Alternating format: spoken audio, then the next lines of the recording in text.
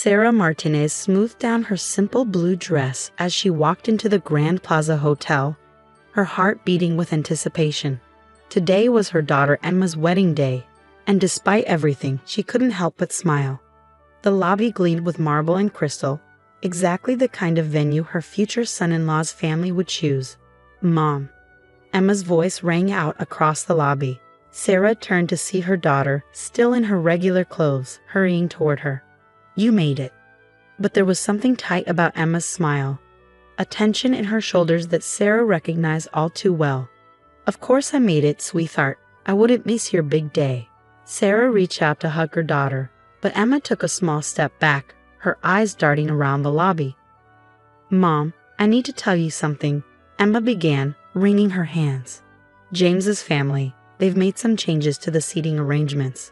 Sarah's stomach tightened. She'd been expecting something like this ever since James's mother, Patricia Thompson, had taken over the wedding planning. "What kind of changes?" "They've moved you to the back table," Emma said quickly, the words tumbling out. "Near the kitchen entrance. Patricia says it's because of the photographer's setup." "But," she trailed off, unable to meet her mother's eyes. Before Sarah could respond, a sharp voice cut through their conversation. "Emma, what are you doing down here? We need you in the bridal suite immediately." Patricia Thompson strode across the lobby, her designer heels clicking against the marble floor. Her eyes swept over Sarah with barely concealed disdain. "Oh, you're here." Sarah straightened her spine. "Hello, Patricia. The hotel looks lovely." Patricia's lips curved into a cold smile. "Yes, well, we wanted everything to be perfect for James and Emma. Speaking of which," she turned to Emma. "Darling, your hair appointment was scheduled for 10 minutes ago. You don't want to keep everyone waiting." Emma hesitated, looking between her mother and future mother-in-law. "Mom, I'm sorry about." "Go on," Sarah said gently. "It's your day. Don't worry about me." As Emma hurried away, Patricia's facade dropped. "Listen," she said, her voice low and cutting. "I know Emma insisted on having you here, but let's be clear, you don't fit in with our crowd. The Thompsons have a certain reputation to maintain." Sarah kept her voice steady. "I'm here for my daughter." "Yes, and you can support her from the back of the room. We don't need your modest circumstances ruining the wedding photos. I'm sure you understand." Patricia's smile was sharp as glass. "Oh, and we've arranged for the staff meals to be served at your table." It seemed appropriate. With that, Patricia turned and walked away, leaving Sarah standing alone in the vast lobby. For a moment, she allowed herself to feel the full weight of the humiliation. She thought about the extra shifts she picked up at the hospital, working as a nurse to help pay for Emma's education, about the nights she'd spent helping Emma study for her medical school entrance exams, proud beyond words when she'd been accepted. Now her daughter was marrying into the Thompson family, owners of the largest hospital network in the state, and suddenly Sarah's decades of hard work meant nothing. She found her way to the ballroom, where the wedding would take place in a few hours. The space was stunning. Crystal chandeliers caught the light, fresh flowers adorned every table, and a string quartet was setting up in the corner. But as she walked toward the back of the room, she saw it, her table, partially hidden behind a large pillar right next to the swinging kitchen doors. "Mrs. Martinez?" A young woman in hotel staff uniform approached her. "I'm Jenny from Event Services.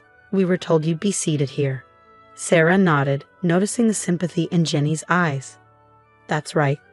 The thing is," Jenny lowered her voice, glancing around, "I wanted to let you know, while the staff here, we all know who you are. My sister was at County General last year when you worked that terrible 30-hour shift during the crisis. You saved her life." Sarah blinked in surprise. She remembered that night. A massive pileup on the highway had overwhelmed the hospital. She'd stayed long past her shift, working until she could barely stand. Jenny continued, "We think it's wrong how they're treating you, and we wanted you to know, if you need anything, just ask. The whole staff is on your side." For a moment, Sarah stood there, processing Jenny's words. Then she remembered something that could change everything. She reached into her purse and pulled out her phone. "Actually," she said, a small smile playing at her lips, "there is something you could help me with. But first, I need to make a call." As she dialed a familiar number, Sarah watched the Thompson family sweeping through the ballroom, directing staff and making demands. Patricia was at the center of it all, gesturing dramatically about some perceived flaw in the table settings. "Hello, Marcus. It's Sarah Martinez. Remember that favor you owe me? I think it's time to cash it in." The next 2 hours passed in a blur of activity. Sarah watched from her corner as the ballroom filled with guests, all dressed in designer clothes and dripping with jewelry. She couldn't help but notice how the Thompson family greeted each arrival with elaborate embraces and air kisses, at least until they spotted her. "Is that her?" She overheard one woman whisper to Patricia, "The mother who works as a nurse?" Patricia's response was just loud enough to carry. "Yes, unfortunately. But don't worry, we've managed to keep her out of sight. Can't have anything spoiling James's big day." Sarah checked her watch. Any minute now. The first sign that something was wrong came when Jenny and 3 other servers suddenly removed their uniforms, revealing street clothes underneath. They walked straight through the middle of the ballroom and toward the exit. "Where are you going?" Patricia called out, her voice sharp. "We haven't even served the appetizers." Jenny turned, her head held high. "We quit." Before Patricia could respond, more staff members began following suit. The bartenders packed up their tools. The valet parking attendants walked off their posts. Even the wedding coordinator closed her laptop and headed for the door. "What is the meaning of this?" Patricia's face had turned an interesting shade of red. "You can't just leave. We have a contract." "Actually," a deep voice said from the doorway, "they can." Marcus Chen, CEO of the hotel chain, walked into the ballroom. His presence commanded immediate attention, and Sarah had to suppress a smile as she watched Patricia's expression shift from anger to confusion to desperate charm. "Mr. Chen." Patricia hurried forward. "There must be some mistake. We booked this venue months ago, and now your staff is following my direct orders," Marcus finished for her. He turned to address the crowded room. "Ladies and gentlemen, I apologize, but the Grand Plaza will not be able to host this event today. All staff have been instructed to cease operations immediately." The ballroom erupted in chaos. Guests began murmuring. James's father was shouting about lawyers, and Emma, poor Emma, looked like she might faint. "Mom," Emma made her way through the crowd to Sarah's side. "What's happening?" Before Sarah could answer, Marcus spotted her and smiled warmly. "Sarah, there you are." Patricia's head whipped around so fast Sarah worried she might hurt herself. You know each other." "Know each other?" Marcus laughed. "Sarah Martinez saved my daughter's life last year. Spotted a rare condition that every other doctor had missed. Stayed with her through the night, monitoring her personally." He turned to Sarah. "I told you then. Anything you need, anytime. I meant it." The pieces were starting to fall into place for the guests. Sarah could see the dawning horror on Patricia's face as she realized her mistake. "But more than that," Marcus continued, his voice carrying across the now silent room. "Sarah Martinez sits on the board of directors for our hospital group's charitable foundation. She's been instrumental in directing millions in funding to underprivileged communities. When she called to tell me how she was being treated at her own daughter's wedding," he shook his head. "Well, let's just say the Grand Plaza doesn't associate with that kind of behavior." Emma stared at her mother, tears in her eyes. "Mom, I had no idea. Why didn't you ever say anything?" Sarah squeezed her daughter's hand. "Because I wanted you to make your own way, sweetheart. I never wanted my connections to influence your choices." She paused, looking around the room. "But I also won't let anyone treat us like we're beneath them." "This is ridiculous." Patricia's voice was shrill. "You can't just shut down our wedding. Do you know how much we spent?" "Oh, I'm not shutting it down," Sarah said calmly. She nodded to Marcus, who gestured to the staff waiting by the doors. They began wheeling in new serving carts, and fresh teams of waiters entered the ballroom. "I'm taking over." Patricia's mouth opened and closed soundlessly as Sarah continued. "The wedding will proceed, if Emma and James still want it to, but under new management and new seating arrangements." James, who had been watching everything unfold in stunned silence, finally stepped forward. "Mrs. Martinez, I'm so sorry. I had no idea my parents were treating you this way." He turned to Emma. "And I'm sorry I didn't stand up for you and your mom sooner." Emma looked between her fiancé and her mother, tears streaming down her face. "Mom, I'm sorry too. I should have said something." "No more apologies," Sarah said firmly. "This is still your day. Let's make it a good one." She turned to the gathered guests. "Everyone who'd like to stay and celebrate Emma and James's wedding is welcome, as long as they understand that in this room, everyone is equal. Everyone is family." The transformation that followed was remarkable. The Thompson family, thoroughly humbled, retreated to quiet corners. The other guests, free from the atmosphere of judgment and pretense, began to relax. And Emma was glowing with pride as she looked at her mother. As the ceremony began, slightly delayed but more genuine than it would have been, Sarah took her seat in the front row. Jenny, who had changed back into her uniform along with the other staff, caught her eye and winked. Sarah smiled, thinking about how different this day had turned out from what she'd expected. Sometimes the best revenge wasn't about getting even. It was about standing up and showing your true worth. But there was still one more surprise in store for everyone. As the reception began, Sarah watched the transformed atmosphere with quiet satisfaction. The string quartet played softly in the background while guests mingled freely, the former social hierarchies forgotten in the wake of the afternoon's revelations. Patricia Thompson sat at a table near the kitchen doors, the very one she'd assigned to Sarah, looking thoroughly deflated. Her husband Richard kept checking his phone, no doubt trying to assess the social damage of the day's events. Sarah almost felt sorry for them. Almost. "Mrs. Martinez?" James approached her table, looking nervous but determined. "Could we talk privately for a moment?" Sarah nodded, following her new son-in-law to a quiet corner of the ballroom. James took a deep breath before speaking. "I want you to know," he began, "that I've made some decisions. I'm stepping away from my family's hospital administration position." Sarah's eyebrows rose in surprise. "James, that's not necessary." "It is," he insisted.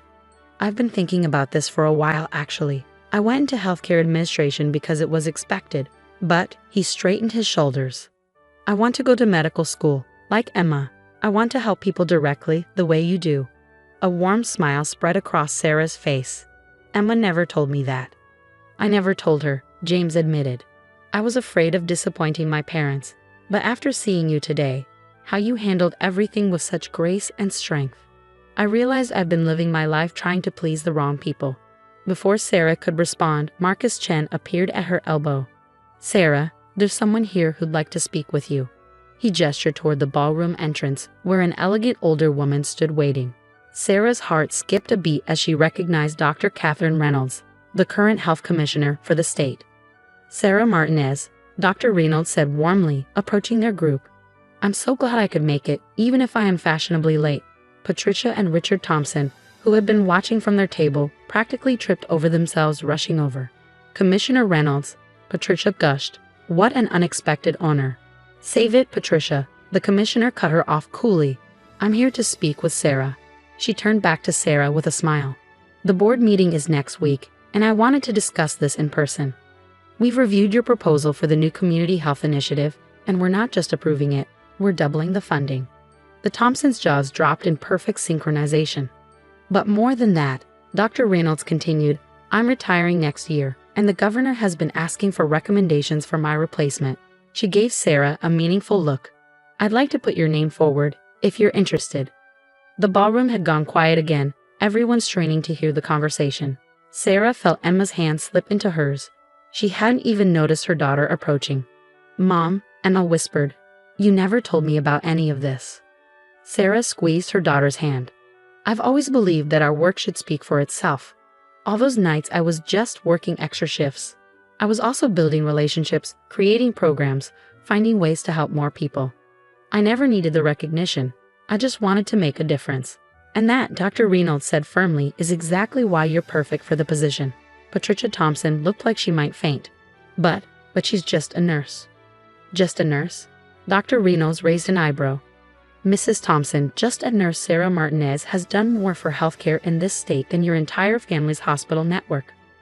While you were planning galas and worrying about social status, she was actually saving lives and changing the system from within." James stepped forward. "Commissioner Reynolds, I'd actually love to hear more about the Community Health Initiative. I'm planning to apply to medical school, and Medical school. Patricia interrupted, her voice shrill. But you're supposed to take over the family business. No, Mother, James said firmly. I'm going to make my own way, just like Emma did, just like Mrs. Martinez taught her to do. The reception continued into the evening, but with a distinctly different tone than anyone had expected. The Thompsons retreated to their table, their social cards thoroughly played. Meanwhile, Sarah found herself surrounded by guests eager to discuss her work and vision for the future of healthcare in their state. As she watched Emma and James share their first dance, Sarah reflected on how differently this day had turned out from what she feared. She hadn't set out to humiliate the Thompsons or prove her worth. She'd simply refused to be diminished by their prejudice. Jenny appeared at her side with a glass of champagne. You know, the young server said with a grin. When my sister told me about the nurse who saved her life, she said you were some kind of angel. I think you might actually be a ninja. Sarah laughed, accepting the champagne. Sometimes the best revenge isn't about getting even. It's about standing tall and letting your actions speak for themselves. Later that night, as the reception was winding down, Emma found her mother alone on the hotel's terrace, looking out at the city lights. Mom? Emma's voice was soft. I'm so sorry about everything. Not just today, but I've been pulling away from you, trying to fit into James's world. I forgot who I am, who you taught me to be. Sarah turned to her daughter, seeing not the bride in her expensive gown, but the little girl who used to fall asleep reading medical textbooks because she wanted to be just like her mom. You never have to apologize for trying to find your way, Sarah said, pulling her daughter into a hug. But remember, your value isn't in who you marry or what family you join. It's in what you do, how you treat people, and the difference you make in the world. Emma wiped away a tear, careful of her makeup. I know that now, more than ever. She paused, then added with a small smile, Health Commissioner Martinez. Sarah laughed. Let's not get ahead of ourselves. Why not? After today, I'd say anything is possible. As they stood there, mother and daughter looking out at the city together, Sarah felt a deep sense of peace. The Thompsons had tried to put her in her place, not realizing that she had built her own place, one of respect, dignity, and real accomplishment. The next morning, Sarah's phone buzzed with a text from Marcus. The staff can't stop talking about yesterday. You've become a legend at the Grand Plaza. Sarah smiled as she typed her reply. Sometimes the best revenge isn't revenge at all. It's living your truth and letting others learn from it. As she set her phone down, Sarah thought about all the paths that had led to this moment. Years of hard work, quiet dedication, and unwavering integrity had built a foundation that no amount of social snobbery could shake. The Thompsons had seen her as just a nurse, not realizing that every life she touched, every program she built, and every relationship she forged had created a legacy far more valuable than their superficial status. In the end, she hadn't needed to destroy them. She'd simply needed to stand in her own light and let the truth illuminate everything else. And as she prepared for another day at the hospital, commissioner's nomination or not, she still had patients who needed her. Sarah Martinez smiled, knowing that sometimes the greatest victory isn't in proving others wrong, but in proving yourself right.